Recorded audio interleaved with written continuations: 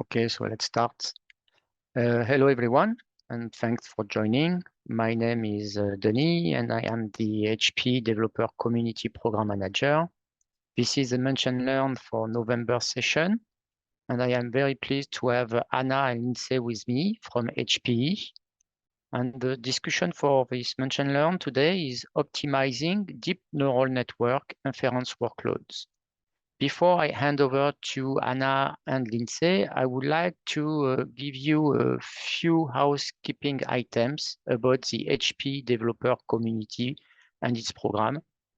You may not be familiar with the HP community program and all the resources and offer of this program. So let me give you a few hints about it.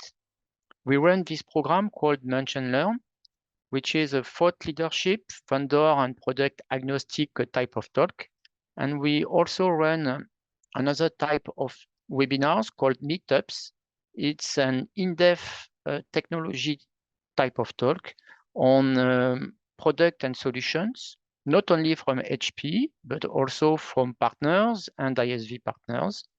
And we have an upcoming meetup for the end of November about deployment of container-based applications on HP GreenLake cloud services called HP GreenLake for Private Cloud Enterprise.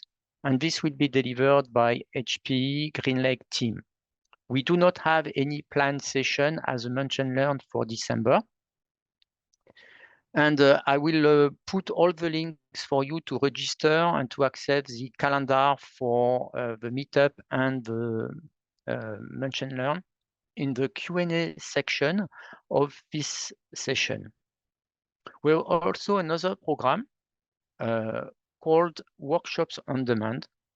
The Workshops on Demand are hands-on labs based on Jupyter notebooks, and they are available anytime for you to leverage and to learn more about technologies and a set of technology for developers. As a community, you are, of course, welcome to join the community and contribute. You can join the community by subscribing to our monthly newsletter. You can also join our discussions in the HP Developer Community Slack workspace or follow us on Twitter, now named X. We have a Twitter handle, HP_developer. As a member of the community, you can, of course, contribute. You can submit blog posts, and we will be very happy and delighted to publish your blog posts on our HP Developer Community portal. You can reach out to us to deliver a meetup or a Mention Learn. And you can even contact us to work with us to build a workshop on demand for our workshop catalog. Here, you have all the links you can use to connect and join the community and connect to the hpdeveloper.hp.com, which is our portal. You can also scan the QR code to get all these links in a single page. And with that, let's get started. Thank you. And let's get started with the Mention Learn session for the topic today. Anna and Lindsay, up to you. Thank you. All right. Well, thank you, everybody, for taking time out of your day to join Hannah and I. As we're going to be talking about an area called inference optimization, specifically for deep neural networks or deep learning. I'm Lindsay Hillesheim. I'm the head of the HPE Tech Advanced program.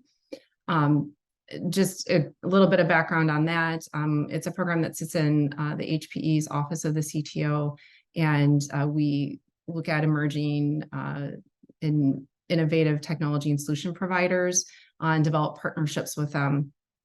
And these can include startups, it can include other corporate innovation units, it can also include open source programs. But as part of HP Tech Advance, we often will take an interesting technology area like what you're going to see today, inference optimization, and really do a deep dive and really try to understand some of the methods and how it works, and how to utilize the tools and understand the landscape of offerings that address that. So what you're seeing today is sort of reflects some of that work that Hannah and I have done.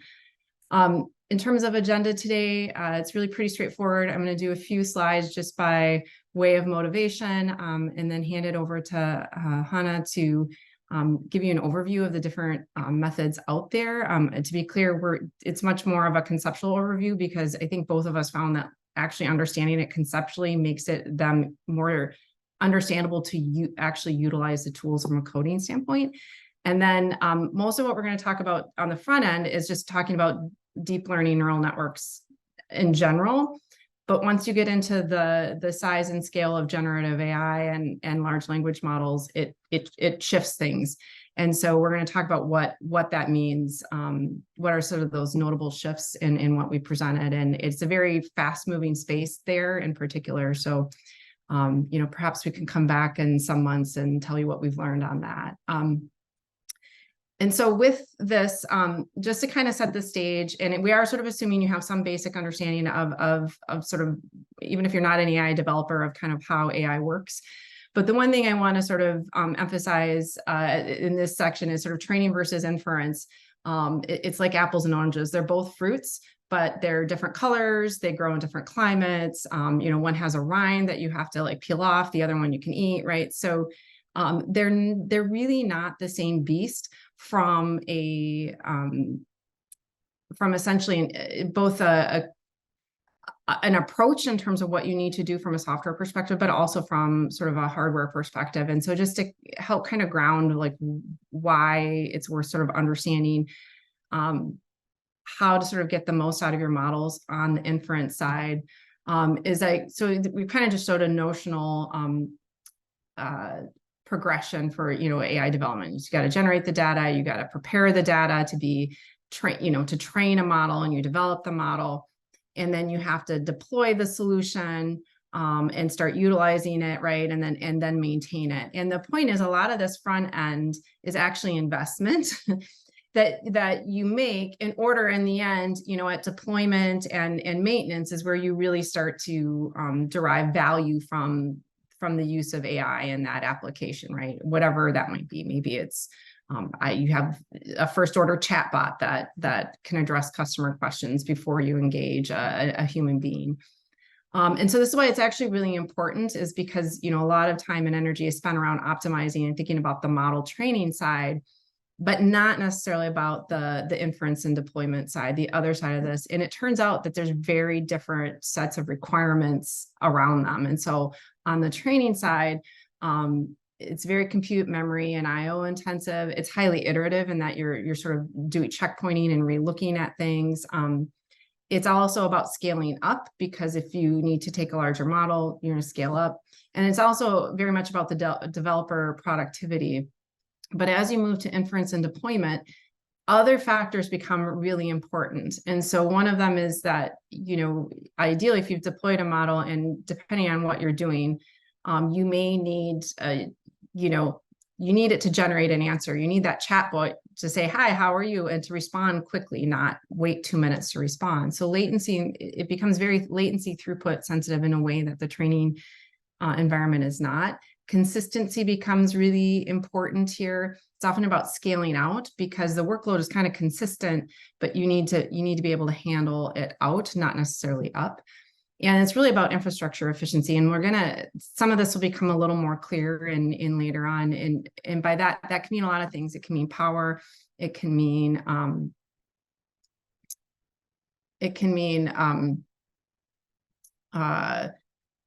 memory, compute, like there's any number of things where this can come out to play. And the other sort of, again, trying to set the stage here, is that inference doesn't occur in one place. It occurs across a kind of a range of places. And so on one hand, you have you have the sort of what we call the far edge or the edge, where you have, a mobile device or a camera or something, and it's a real small compute form factor. But you have many of them, right? And you need to put a model and run inference there. And generally you're looking in those situations to get an answer right away. Like a decision needs to be made, or some answers need to be right away. And then you have something that's kind of in the middle that might be, what we call near edge. It could be an operations center. It could be, for example, a manufacturing facility where you have a little more compute resources. Maybe it's not quite so real time, but there is some aspect that is needing. It's sort of sitting in the middle. And then on the other hand, you might have in the core, it could be in a cloud, it could be in a data center. But the idea there is that you have a lot of data. This is kind of what we talk about batch inference. You have a lot of data that's come in that you want to essentially use to retrain the model. And you want to do that in a very quickly time scale, because if you need to update your model, in a reasonable time scale that you can continue to derive value from it. And when I talk about these use cases here, we have things like I said, like the wearables or cameras or touch. So that's text to speech or speech to text. So right when you ask, your phone, your whatever to you speak into it and say, hey, send a text to so and so, right? Like that is occurring in most cases on the phone. But on the other hand, right, you have, folks that are developing models that, when you go shopping to say, oh, you looked at this, go look at this, right? Like that generally is taking in data and then sort of retraining the model in a big batch. And then you have whole areas like autonomous driving or smart grid where like they have use cases within that big use case, there's pieces of that live all across that edge to core continuum. But what this really means at its core is that depending on where you're living in that continuum, what matters to you around sort of the key performance metrics for inference can really vary. It could be around cost. How much does it cost me to run that batch job in the cloud, right? It could be on the other end that power matters because of the environment. It could be that latency or throughput are kind of king for that application, right? And those are like sort of key concrete metrics, but then there's these sort of other factors in terms of just how does it scale? What's the software stack? How easy is it to use? And so on. And the key thing here is which of these metrics matter vary by the application, but meeting those metrics is really what's key to driving that return on investment on the front end, that you've done all this work to train this model, you want to deploy it in order to get that return on investment. So this is kind of where it's just kind of the bottom line, like in sort of the motivation. Why do you need to care? Well, ultimately, it's because this is really key to actually getting a return on investment from the model development, and doing this well is ultimately and consistently is going to help an organization be able to deploy more models in production. And so ideally what you'd like to do is just optimize, like if you know where it needs to live in the end, and kind of know what kind of hardware form factor, if that's a phone or, that your data center runs, has got this many CPUs or GPUs available. But what you'd really like to do is optimize a model to that target hardware in a way that ahead of time, like what your key performance indicators are, and to do that at development time or close to development time with fewer iterations. The other thing we're seeing is that the production environments or the inference hardware are becoming increasingly heterogeneous, and that's in part because just the cost or the capabilities are sort of forcing people to start looking at, I might train over here, but I'm going to go run it over here. And in far edge, that's always been the case, but even in other situations, that's increasingly happening. And again, like depending on the breadth of use cases your organization might handle, you may care more or less about what, how, like, can I use the same optimization set of tools and approaches across all of these use cases, or again, do I have to use some over here? And so this is why it is an area that it's worth spending some time understanding. So with that, I'm going to hand it over to Hannah to kind of start doing a deeper dive through some of the methods here, and then I will pop back in to talk a little bit about the implications for generative AI.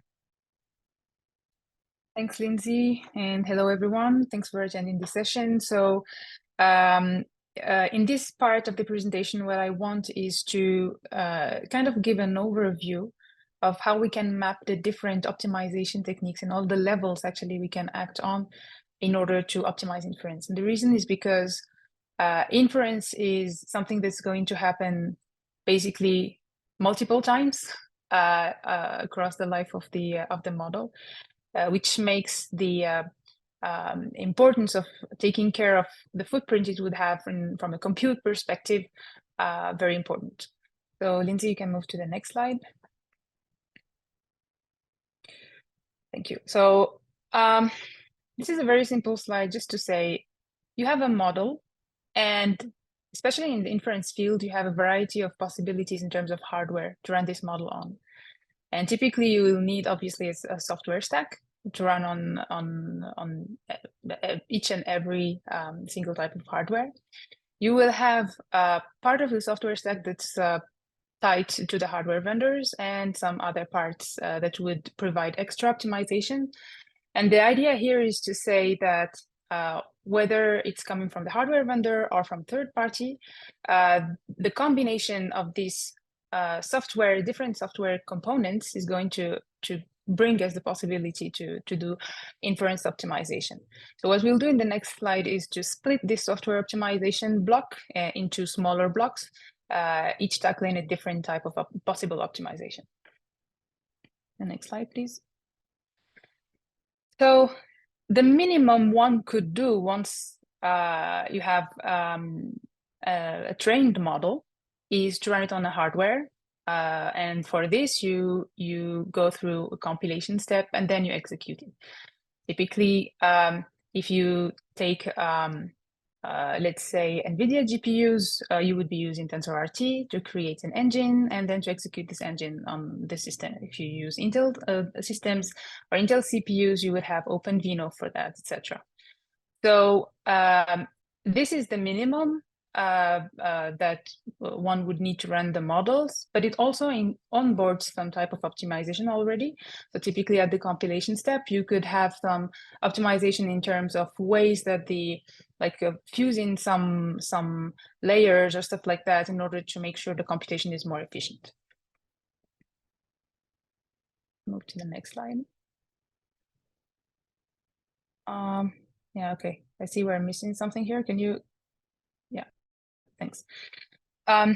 So another level of software that could be added on top of that is what I call here training-aware optimizations.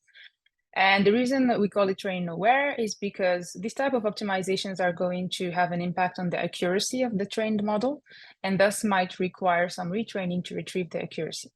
So on the left side of the slide, you have some examples of optimizations. This is a non-exhaustive list, but those are, let's say, the most famous ones.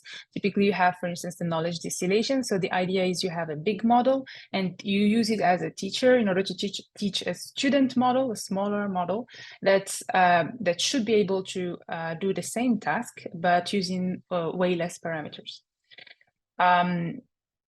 What you see here on the right side, the quantization is actually tackling the reduction of the precision that's used either for the storage of the model or for the computation of the model. And this is, at least from what I've been able to see, a very active research field, especially for LLMs. Because, and we are going to talk about it a bit later, because with quantization, we are able to, since we move from FP32 or FP16, which are the precision, let's say FP16 is what generally we run models with no accuracy drop with, up to 8 bits or even lower. Some papers are talking about up to the bit level quantization. So with the quantization, we are going to be able to reduce the size of the model that is stored on the local memory, but also depending on what the hardware supposed as types of operations, we can also reduce the compute footprint. Sorry. The next slide. This is just to give an idea quickly about the pruning. So the idea behind pruning is to get rid of the weights of the model that are less significant actually and less important in order to keep the accuracy. So to be honest, I've not necessarily been able to do a lot of hands-on work on the pruning side, but clearly the interest of pruning is to provide the possibility for deep compression of models. We are talking about more than 90% reduction in terms of model size. But the downside is also that you include some sparsity in the model, which means that somehow, either from a software or hardware perspective, you need to be able to leverage this sparsity and make sure actually translate this into speed up in performance, which is not necessarily an easy problem, depending on if it's structured or unstructured. Move to the next slide. And what I put on the top level of this stack is the neural architecture search. So the higher we are in this stack, the most independent, I would say, we should be from the hardware. But in practice, this doesn't, it's not necessarily true, because we're seeing that many of the optimizations we are trying to do, even though they are higher in the software stack and independent from hardware, are still taking into account the hardware feedback actually to make choices. And typically, neural architecture search is one field where we see, and we have partners working on that, and we see actually that they include in their search methodology, let's say, feedback from the inference performance on certain specific hardware in order to make choices or architectural choices when designing the neural network. We can move to the next slide. So as I was mentioning, the top side of the slide is mainly accuracy sensitive optimization techniques, meaning that whenever we do that, we would expect actually to have change potentially in the accuracy, which means that it requires retraining and supposed to be hardware independent, even though it is hardware information is taken into account. Think also about quantization. Also, this is something where actually we need to understand what types of operations are supported in terms of hardware. And the lower part is more hardware specific and supposed to be actually accuracy invariant.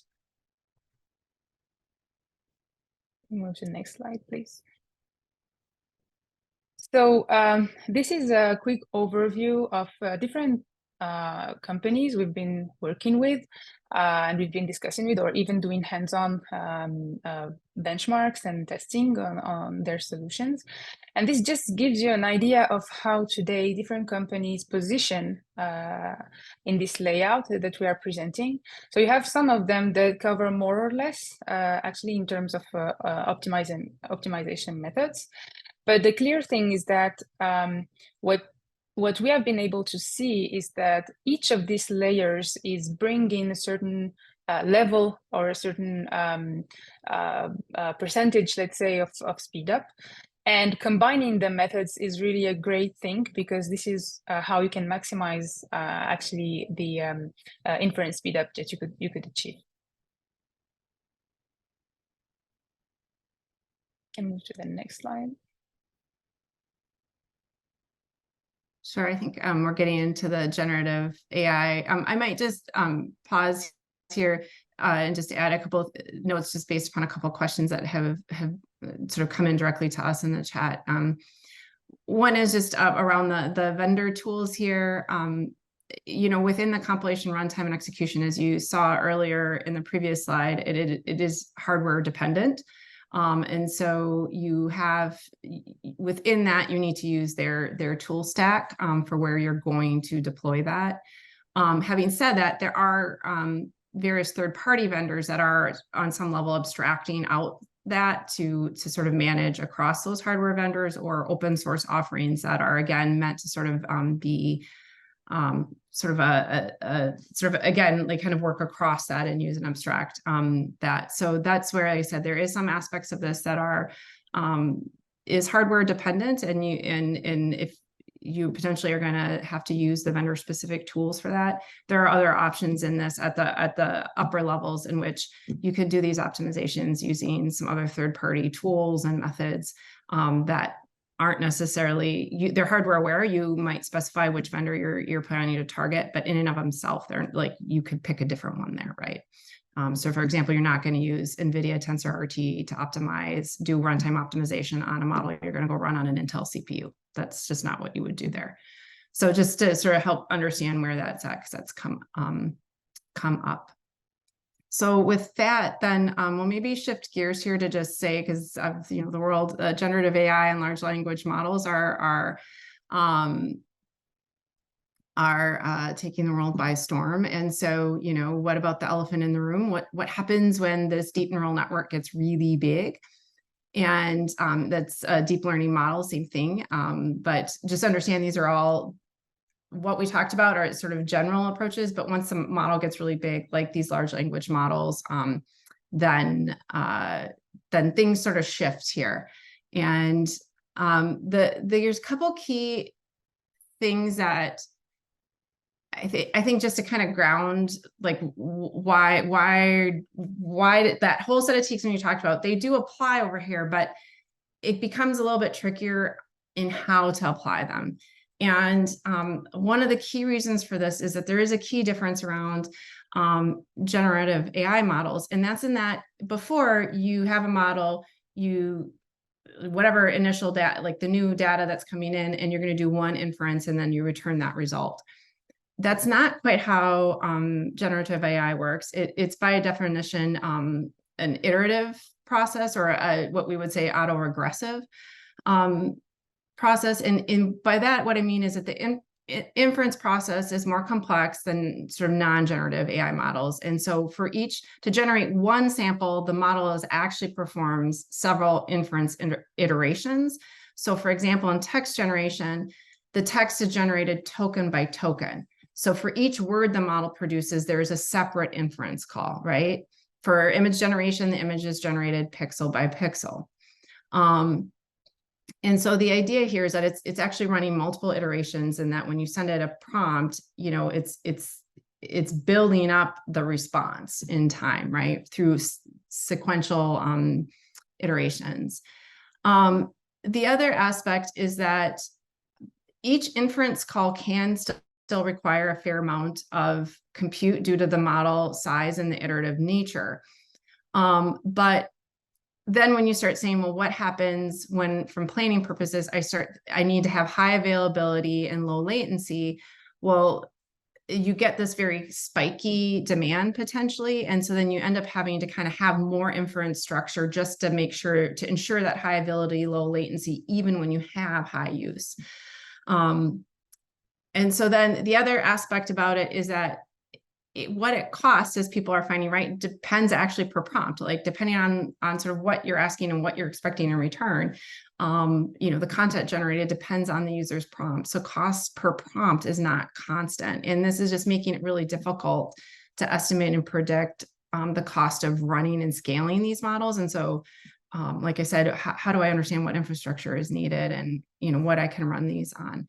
So like I said, there's just some aspects of how generative AI works that sort of shifts sort of that early inference landscape that I talked about, that sort of adds some important differences here. And I want to just quickly actually put in some like numbers and ground this, because it sounds theoretical, but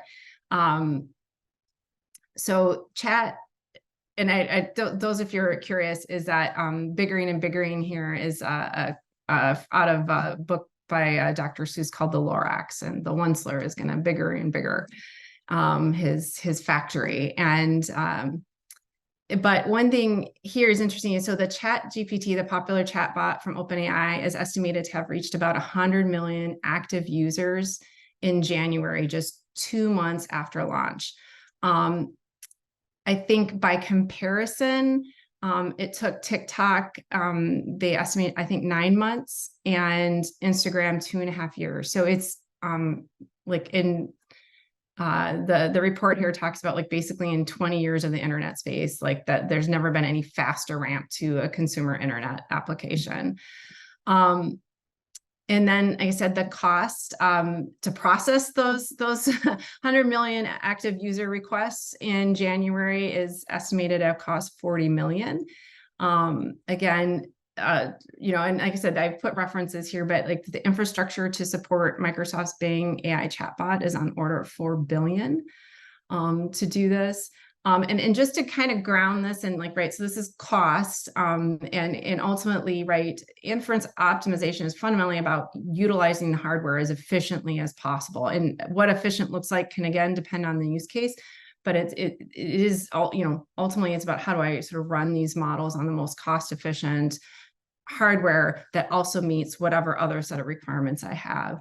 But just to kind of ground this is in 2020, the information communications technology sector accounted for roughly 2% of global CO2 emissions, which is just shy of about one metric gigaton of carbon emissions annually, but that was in 2020. And so now you couple on what's all happened. And so there's also all the costs, but there's potentially a lot of implications also from a carbon emissions standpoint.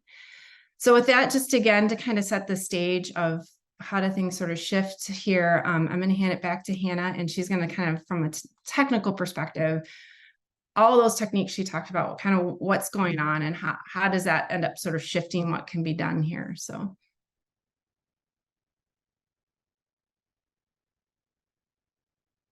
Thanks, Lindsay.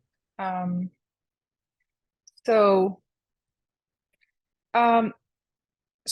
as Lindsay was explaining, actually, what I've been noticing is that large language models just somehow enforce this idea of needing really to understand the bottleneck when running inference. And the reason is that large language models are large, so they take a lot of space in terms of memory. You have also the fact that this autoregressive characteristic that Lindsay talked about, and which is that you actually need to generate, the predictions are made token by token. So if you ask a question, it will generate the answer, let's say word by word, which also takes quite an important amount of memory space. So most of the techniques and the shift I have seen actually in the inference optimization field is really making sure to reduce the memory footprint, and whenever possible, also reduce the compute cost. So the main savings are going to be through quantization. There is really a lot happening in terms of quantization, whether like proposing new how do you call this, like new formats actually to represent numbers, and also trying to have implementation of new compute capability on hardware in order to be able actually to do compute with low precision. So these are the two things that we could see. And actually what I'm showing in the slide here is the fact that having the capacity to do monitoring at the hardware level and understanding actually what is happening during inference helps to view actually this bottleneck, which is mainly around memory usage and memory bandwidth, and helps also orient somehow the types of optimizations that can be relevant to speed up the inference. We can move to the next slide.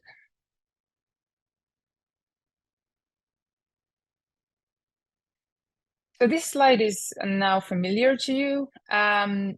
What I wanted to do here is just to highlight again, the focus that I've seen in terms of optimization techniques. And again, as I've been saying, it's, to me, what I've been a lot reading about is about the quantization aspect. And also the fact that maybe previously with computer vision, we were like trying to properly use these layers through compilation, runtime, etc., and trying to do a good use of, let's say, TensorRT or OpenVINO or etc. And the rest was like, ways to improve even more. Now with large language models, it's really a must because it doesn't fit into the memory of the systems that we have. And it somehow forces us to do some parallelism of the model if we want to be able to do inference. So all this effort is to try to, again, limit the memory footprint in order to be able to fit into one system, one let's say GPU system, for instance. And also, as I was saying in the beginning of the presentation, the boundaries between these techniques that are hardware independent and the ones that are hardware dependent is really less strict today, because when you see the types of optimizations that are appearing, they are clearly tied to the limitations we have with the hardware that we are using, which is mainly a limit in terms of memory. So you would have either what I was describing around quantization, or you would have also other techniques that would target to reduce the memory footprint by doing some caching, for instance. As I was mentioning, you need to do you need to run again your model multiple times in order to generate the different tokens. And this is not, if just used as it is, it doesn't necessarily leverage, do any caching. So typically you would have to allocate more memory than needed. Typically you have a sentence, which is a question, you generate a token. This token is input again with the part of the rest of the sentence and input to the model to make prediction. You have all the tokens apart from the new token that was generated that were already actually part of the process of inference and that have already generated parts of the matrices that can be reused. So what some techniques now are suggesting is to actually do some caching of this information and not necessarily have to redo all the computation, all the matrix multiplication and all the storing of the data once more. You have also mechanisms that are trying to make sure actually we do less reads and writes to the memory and try to fit actually the matrices into the SRAM, for instance, in the case of GPU, in order to limit, again, the reads and writes and do the computations with the best latency possible. So on purpose, I didn't necessarily put here a lot of names or libraries, etc. But it's a very dynamic field. There are a lot of things happening. Some of the partners that we have shown in the previous slides are really active in this field and have already provided us actually with the tools to be able actually to leverage these new things. And by the way, these techniques I'm talking about are things that have been released like just in the last year in terms of academia, and we see that they are already onboarded in open source projects and already included in your TensorRT LLM or in the GGML or these types of libraries. So that's the reason, again, I'm saying that it's a very dynamic field, and we see a lot of things appearing in the research field that are very quickly implemented in the industry. Yeah, I think so. That's, I was going to say, I think, as you said, perhaps we can come back after things have the dust starts to settle and coalesce around how these get implemented. I think in challenge with like the Gen AI stack is the stack itself is very much in flux. And so where some of these need to live and lie is a little bit in flux themselves. But anyhow, offer to come back when we start to understand it more, because it's a little more complicated landscape. So I did want to hit just a couple key takeaways here. And so one of them is number one, is that inference workload profiles themselves are quite complex, and they do depend on the model itself, right? And then the underlying software you've used to optimize it or not, if you haven't. And then the hardware itself. And, you know, as companies and organizations mature more and more models are start to be moved into production, potentially the complexity of the optimization across multiple models and inference hardware increases. And so having a clear view of sort of where some of these tools fit and where there are ones that are really vendor agnostic, and can allow you to do optimizations that will work across whatever inference platform you want to use. That can be quite useful to understand. The other thing Hannah mentioned and alluded to, we were afraid that if we showed a bunch of testing on this, we would very quickly run out of time. So we opted not to, but in our own testing, what we found is that multiple software optimization methods are needed to get the largest performance gains. So each of these might get you, 30 or 40%, a couple of these might get you 1.5x better. But if you want to get 3, 5, even 10x performance gains, and you can get those kind of gains in some cases, you're going to have to work across, you're going to need to use multiple techniques to get there. And so but having said that, we would also tell you that performance gains from basic choices such as your runtime engine, so those lower level sort of set of things that you must do, the compilation and runtime optimizations, you shouldn't underestimate what those can do for you. I will also say, though, that it's been our experience that it does take some trial and error, and sort of understanding what they're doing will help you utilize them better. There is some knowledge required to kind of really get as much optimization out of them as possible. To be frank with you, in our testing, the open source tools such as Onyx Runtime, Apache TVM were just not as performant as some of the vendor tools provided by NVIDIA, Intel, et cetera. But again, they did improve things, and they do work across, they do allow you to sort of move between vendors. So they are really important. It's just sort of understanding again what the trade-offs are. And as I mentioned, it does require some substantial expertise there to utilize some of these. So and then so the key thing I've sort of alluded to is that really why should you be thinking about this is really that optimization improves performance, and performance can mean lower latency or power or reduced memory, which maybe allows you to use a slightly bigger model that's smaller than your original model, because that's inevitably, these are still small. You're usually shrinking the model footprint, but while preserving accuracy. But really allow the inference workloads to run on lower sort of total cost of ownership hardware and meet the KPI. So that's always the dilemma, is I need to meet my KPIs, but can I do it? Like, what's the hardware that's sort of the most cost effective for me to do so? And the key one I think we want to take away is this sort of comment, parka not lipstick, right? So inference optimization is not kind of quote unquote the lipstick on the model. Really, in Hannah and I's opinion, it's the snow parka that you put on when it's -5 degrees Fahrenheit outside. Like, it really makes a big difference.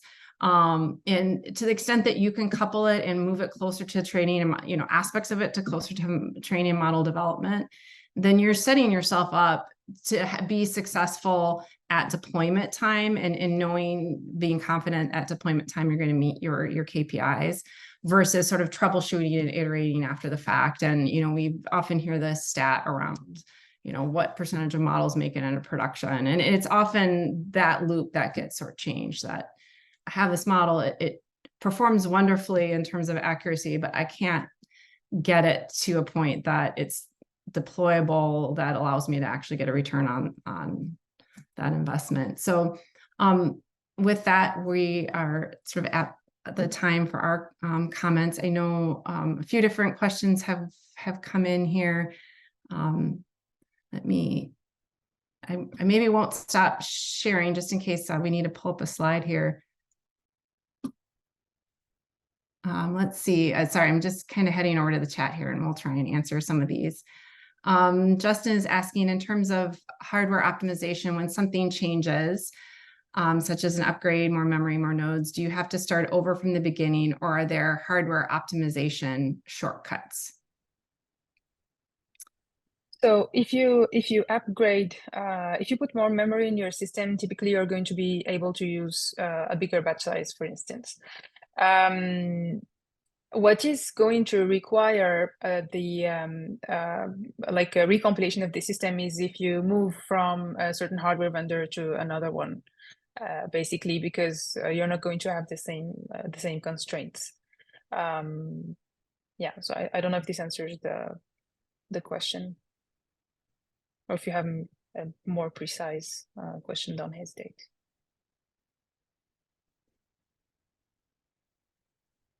So Mike asked, how do you measure the performance gain on the inference side during the training side?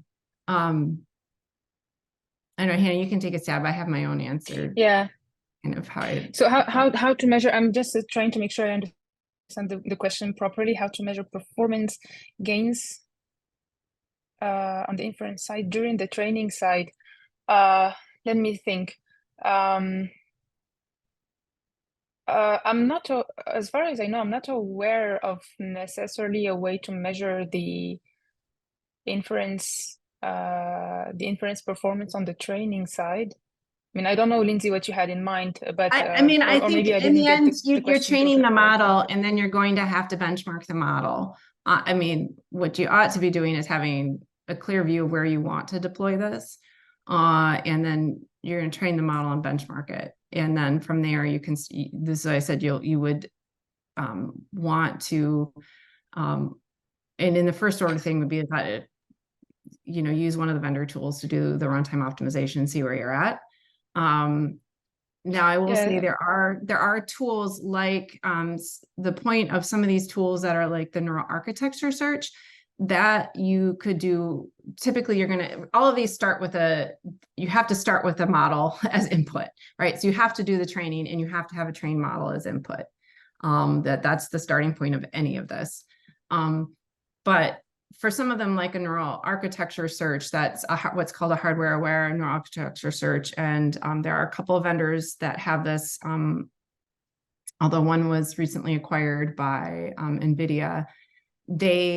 In that situation, like you would give it your trained model as input, and then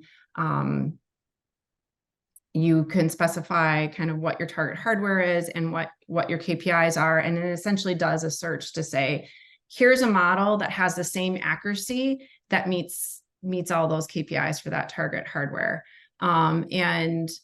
But I can tell you, like, the model structure will look different than what you originally started with. Like, that's the idea of this neural architecture search, is it finds a model that is essentially, it might have a very different fact. Like, if you think of a model as essentially a graph with nodes and lines, and it'll look different, but it functionally does the same thing, but then it meets those KPIs. So that's probably some of the tools. Like, there's quantization aware training. That's, again, another set of things that kind of happens close to training time that gives you some level of optimization up front. Right. But I think, this is where some of the benchmarking. I will say some of the vendors in this space they essentially have these sort of Pareto fronts for like a given usually it's around the sort of the foundational models, like a YOLO or whatever. And they'll say, like, for this hardware platform, if you want this latency or this throughput, like, here's a model. Like, they've essentially pre-optimized a model for you, and you can grab that. But again, these are all third-party vendor tools that they're not open source. So I don't know, let me maybe add let me add a comment on that, because I see a couple of questions also about training on a system and run it on another system. And the example you gave, Lindsay, about NAS is interesting, because typically during neural architecture search, there is training of models. And as I was mentioning, with some of our partners doing evaluation of inference in order to make decisions, the inference is actually run with an inference software stack, right? So when you do training with frameworks like PyTorch, TensorFlow. When you do inference, you don't run inference with PyTorch, right? It's not made for that. Well, you run inference with TensorRT, you run inference with Onyx Runtime, with OpenVINO, because these are the frameworks or the tools that are made actually for to optimize the inference. So for the question, how to measure on training inference performance? To be honest, as far as I know, and I might be wrong, maybe there's something that I'm not aware of. When you do the training, unless you save your model and then you run it with the inference software stack, I don't see how you would be able actually to evaluate the performance of inference. And there was also a question regarding doing training with a certain vendor GPU and then inference with the other one.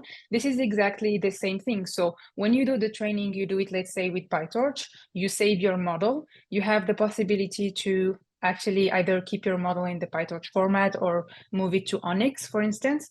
And then this model, this file actually, which is, let's say, an Onyx file, is something you can run with OpenVINO, for instance, on Intel systems, right? So it's really independent. There is nothing that happens. The training process helps you tune the weights, the parameters of your model. Okay, it doesn't actually decide what instruction set is going to be used actually to run on hardware. So this is why actually in the view, this layered view we have shared, you have some layers that are, let's say, more hardware independent, and some others are more hardware dependent. Yes. Yeah. So when you tune your weights, you are trying to find the appropriate model to solve a certain task. And lower level, if you want to run it on a certain system, you need the right tooling, the right software in order to translate it into something that's understandable by the hardware. So I hope this makes things clearer. I was gonna say, Sergey has a great question, quick, and because yes, I know you know this one. Yeah, good. Yeah, so I'll read it real quick. So Sergey was asking, what about optimizations at a broader scale, such as batching input request pipelining, which is sending next batch of data to the GPU and processing current batch simultaneously. This provides significant improvements. And Hannah definitely has some hands-on experience with that there. So let me see. Yeah, sorry, I was going through the rest of the questions. So that's a very good point. So typically the tests I've been doing were mainly focusing on the optimization part, not necessarily on the serving part. But today with the partners we are working with, they are also proposing this part of pipelining and actually, let's say, managing what's ahead of executing actually on the system. I do believe it's a very important step. I've had not as much experience as I would want on that.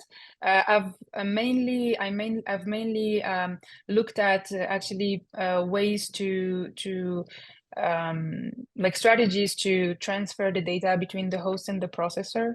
And still, this is really a tiny part versus what you're talking about, Sergey.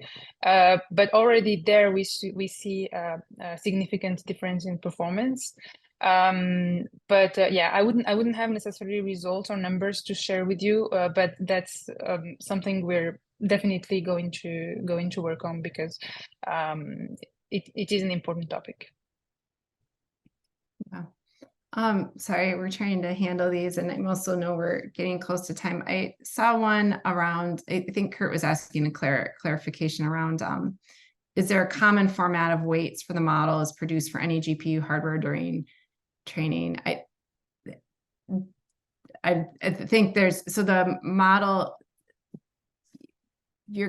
whatever training environment you used, and if you did that in, like, depending on whatever you did that in, you can convert that to, let's say, an Onyx model, which the point of that is that it should work across, like you could then take that and then start to do the rest of the runtime optimization for a different hardware platform. That's the concept, but there is a conversion between that.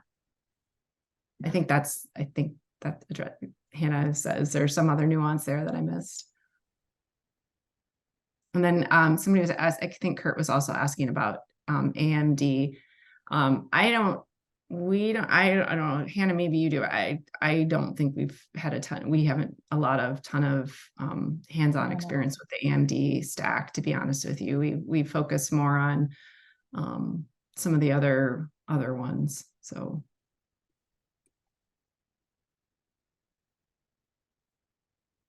yeah, let me see if there are any other questions. Kurt was asking, if you convert to Onyx, do you give up some features? And as I said, I responded to the Kserve question earlier, Kurt. Kserve is a serving platform. It's not, it's essentially, most of this would happen upstream of that. There are some serving platforms that support some level of the runtime, I think, tooling in there. That's my impression, but they're fundamentally kind of addressing different parts of the overall workflow. Yeah. So you could do all this and still use Kserve. There's nothing like, right, or whatever model serving platform you want.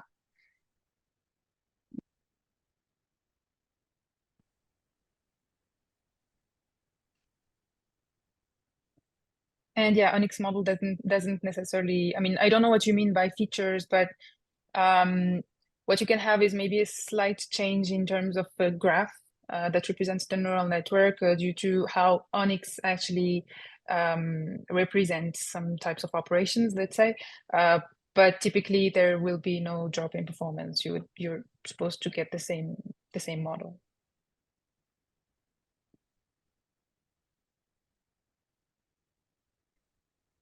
Thank you very much, Anna and Lindsay, for your great session. I think we are reaching the end of the session. I push the poll questionnaire, 3 questions. So if people have not already seen the poll questions, please fill in and provide us your feedback.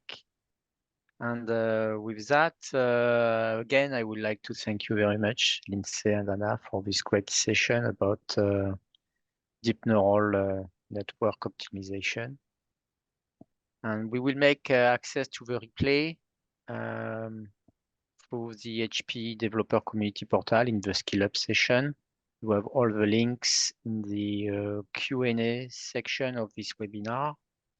And thank you everyone for your time and joining this Munch and Learn session. Have a great rest of the day. And bye-bye for now. Thank you. Bye-bye. Yeah, thanks everyone. Thanks everyone. Thank you. Bye.